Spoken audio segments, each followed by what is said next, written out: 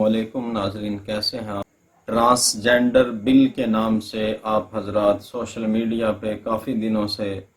शोर सुन रहे हैं। ये ट्रांसजेंडर बिल है क्या? पाकिस्तान के अंदर एक ऐसा कानून पास किया गया है कि जिसकी पाकिस्तान जैसे मुल्क में जो कि इस्लाम के नाम पे हासिल किया गया है, उसके अंदर उसकी बिल्कुल उम्मीद नहीं थी।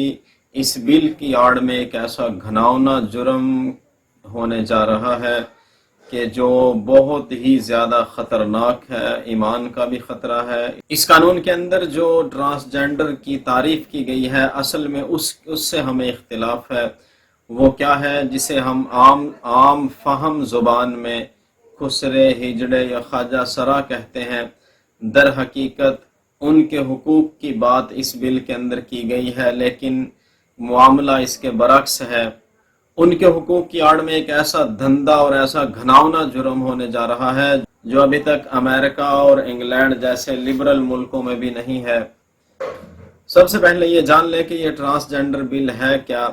21 अगस्त 2017 को इस बिल को जो पेश किया गया, उसमें सेनेटर रुबीना खालिद, जिनका ताल्लुक पाकिस्तान पीपल्स पार्टी से है, और दूसरी सेनेटर रुबीना इरफान, जिनका ताल्लुक पाकिस्तान मुस्लिम लीग काफ से है, सेनेटर साइमा सईद, जिनका ताल्लुक पाकिस्तान तहरीक इंसाफ से है, और इसी तरह कुलसूम परवीन, जिनका ताल्लुक पाकिस्तान मुस्लिम लीग नून से है। इन्होंने जो ये बिल पेश किया था, उसके अंदर ख्वाजा सराओं के हुकूक की बात की गई थी कि इनको इनके सारे हुकूक दिए जाएं जो कि आम मुआशरे के अंदर रहते हुए आम इंसानों की तरह ये रहें। जिस तरह दूसरे मर्द व ख़वातीन रहते हैं, इस तरह इनको भी इनके हुकूक दिए जाएं। किसी हद तक ये बात दुरुस्त है, लेकिन इसके साथ ही इसके अंदर एक बहुत बड़ी साजिश की गई, और ये साजिश जानबूझकर की गई, कसदन ऐसा किया गया ताकि पाकिस्तान के अंदर जो एक ख़ानदानी निज़ाम है उसकी धज्जियाँ बखेरी जा सकें। ट्रांसजेंडर एक ऐसा लफ्ज़ है कि जिसकी तारीफ अभी तक ईजाद नहीं हुई हमारे यहाँ, जिसे आम जुबान में खुसरा हिजड़ा या ख्वाजा सरा कह देते हैं, उससे इस लफ्ज़ को जोड़ने की कोशिश की गई है। इस एक्ट का मकसद ख्वाजा सराओं के हुकूक की बात करके उनके हुकूक दिलवाने पर मबनी था, लेकिन यहाँ पे ये बात भी काबिल ज़िक्र है कि इस्लाम ने इनके हुकूक आज से 1400 साल पहले दे दिए थे, जो कि अभी तक मुआशरा या हुकूमत इनको नहीं दे पाए। इस एक्ट के अंदर जो इनकी तारीफ की गई है, उससे मुराद ख्वाजा सरा ही हैं या कोई और हैं जो अपना उल्लू सीधा करने के चक्कर में लगे हुए हैं। आप इस एक्ट के अंदर जो इनकी तारीफ बयान की गई है उसको आप ये स्क्रीन पे देख सकते हैं। अगर मैं इसको बयान करने लगा तो वीडियो बहुत लंबी हो जाएगी। आप इसी पे इक्तिफा करें, इसको खुद पढ़ें और देखें और सोचें और इस पे गौर करें कि ये क्या बातें लिखी हुई हैं जो एक्ट के अंदर हैं। अब इन तारीफात की मद में आप इस बात पे गौर करें कि इनको क्या फवाइद हासिल हो रहे हैं, क्या तहफ़्फ़ुज़ात मिल रहे हैं, क्या हुकूक मिल रहे हैं। अगर ये बात ख्वाजा सराओं की हद तक है तो फिर तो ये बात दुरुस्त है, लेकिन अगर इसके अंदर कोई और घिनौनी साजिश की जा रही है तो आपने इस बात पे गौर करना है। इसकी जो तारीफात की गई हैं उसको देखें, फिर पता चलेगा कि ये कोई और गड़बड़ की जा रही है। और इस बिल के अंदर इनके हुकूक की बात की गई, वो भी आप स्क्रीन पे देख सकते हैं। इसको देखें कि ये 3 इसके अंदर हक इनके बयान किए गए। अब जो ये मजीद 3 हुकूक इसके अंदर बयान किए गए, वो भी एक थोड़ी सी भी अकल रखने वाला शख्स इस बात को समझ सकता है, अगर थोड़ी सी भी अकल रखता है, कि देखें इसके अंदर इन्होंने क्या बयान किया है और ये क्या कहना चाह रहे हैं। इसकी शिक नंबर 1 को बगौर पढ़ें तो बखूबी इस बात का अंदाजा लगाया जा सकता है कि ये कोई और चक्कर है। अब इसकी तारीफात पढ़ने सुनने के बाद और इसके अंदर जो हुकूक दिए जा रहे हैं उसकी शिकों को देखने के बाद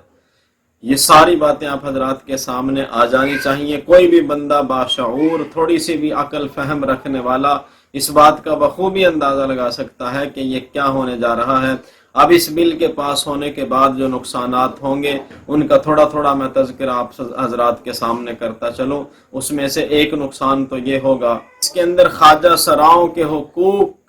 से ज्यादा उन लोगों को अपने हुकूक की फिक्र होगी कि जिनका दिल ये करता है कि हम ख्वाजा सराओं की तरह बन जाएं, जो मर्द हैं लेकिन اپنے آپ کو عورت بنانا چاہتے ہیں اور جو عورتیں ہیں اپنے آپ کو مردوں کی طرح رکھنا چاہتی ہیں، وہ اس بل کی آڑ میں اپنے آپ اپنا جو یہ اندر ان کے ایک نفسیاتی مسئلہ ہے، اس کو سائیکی مسئلہ کہہ سکتے ہیں، یہ جو ہے اس بل کی آڑ میں وہ اس کو پورا کرنے کی کوشش کریں گے، اور جو مرد بننے کا دل کرتا ہے عورتوں کا وہ مرد بن جائیں گے، اور جن مردوں کا دل کرتا ہے کہ وہ عورتوں کی طرح رہیں وہ عورتوں کی طرح رہنے لگ جائیں گے۔ اور اس بل کا جو اصل مقصد ہے اس کو بالکل نظر انداز کر دیا گیا ہے یہاں پہ، کہ خواجہ سراؤں کے حقوق دینے کا جو مقصد تھا اس کو ختم کر دیا گیا۔ اس بل سے جو وراثت کا حق ایک مرد یا عورت کو ملنا چاہیے اس میں بھی گڑبڑ ہوگی، اور یہ سراسر شریعت اور اسلام کے خلاف ہے۔ مثال کے طور پہ ایک شخص کی 3 بیٹیاں ہیں اور اس کے اندر ان کا دل کرتا ہے ایک کا کہ میرے اندر مردوں والی فیلنگز ہیں، یا وہ اپنے آپ کو یا سائیکی طور پہ اس کے اندر کوئی ایسا مسئلہ ہے کہ وہ اپنے آپ کو مرد بنانا چاہتی ہیں، تو وہ جا کے نادرہ میں درخواست دے کے اپنا جینڈر چینج کرے گی، وہاں پہ فیمیل کی جگہ میل لکھوا کے اس کے بعد جب وراثت ان کی تقسیم ہوگی تو اس کو مردوں والا حصہ ملے گا، کیونکہ آئی ڈی کارڈ کے مطابق ہی جائیداد میں سے تو حصہ ملنا ہے، جو کہ سراسر زیادتی ہے، ظلم ہے اور شریعت کے خلاف یہ بات ہے۔ ایک ایسی قوم گزری ہے جسے قوم لوط کے نام سے ہم جانتے ہیں، ان کے اندر ہم جنس پرستی پائی جاتی تھی، مرد کو پسند کرتا تھا، عورت کے ساتھ اپنی خواہش پوری کرنا چاہتی تھی، اور ان پہ پھر اللہ کا عذاب بھی آیا۔ وہ لمبا واقعہ ہے، قرآن پاک میں آپ حضرات سب جانتے ہیں، سنتے رہتے ہیں۔ تو یہ ایسا ہی معاملہ کچھ یہاں پہ ہونے جا رہا ہے، اور ہم خود اللہ کے عذاب کو دعوت دے رہے ہیں۔ اس قانون کی آڑ میں مرد سے، عورت سے شادی کرنا چاہتے ہیں، اور پنڈی کے اندر ایسا ایک واقعہ ہو بھی چکا ہے کہ ان میں سے ایک اپنے آپ کو ٹرانسجینڈر ثابت کرتا ہے اور اپنی ہر چیز مردانہ بنا لیتا ہے، اور وہ 2 عورتیں آپس میں ایک دوسرے سے شادی کر لیتی ہیں۔ اور اس بل سے عورتوں کے تحفظ کو بھی بہت زیادہ خطرہ ہے۔ ایک شخص جو اپنے آپ کو ٹرانسجینڈر کہتا ہے اور وہ اپنے آئی ڈی کارڈ میں میل کی جگہ فیمیل لکھوا لیتا ہے کہ میرے اندر فیلنگز آتی ہیں یا میں اپنے آپ کو فیمیل بنانا چاہتا ہوں، پھر وہ عورتوں کے ہر محفوظ مقام پہ شادی بیاہ غمی خوشی ان کے واش روم اور ہر ایک ان کی جو سیپریٹ جگہ ہوتی ہے وہاں پہ جا سکتا ہے، اس کو کوئی روکنے والا نہیں، اس کو قانونی تحفظ اس کا مل چکا ہے۔ تو یہ بھی بہت خطرناک بات ہے، اس طرح عورتوں کی عزت کہیں پہ محفوظ نہیں رہے گی۔ اصل میں یہ ایک لا علاج بیماری ہے جس طرح نفسیاتی مریض ہوتے ہیں کسی بھی بیماری کے سائیکی، تو سائیکالوجسٹ اس کا علاج کرتے ہیں، یہ بھی اپنے اندر فیلنگ محسوس کرنا۔ ایک بندہ ساری عمر سے مرد ہے، 20-25 سال 30 سال 40-50 سال کے بعد اسے یہ محسوس ہونے لگتا ہے کہ وہ عورت ہے، یا کسی عورت کو یہ محسوس ہونے لگتا ہے کہ اس کے اندر مردوں والی فیلنگز پائی جاتی ہیں، یہ ایک سائیکی مسئلہ ہے۔ تو اس کو سائیکالوجسٹ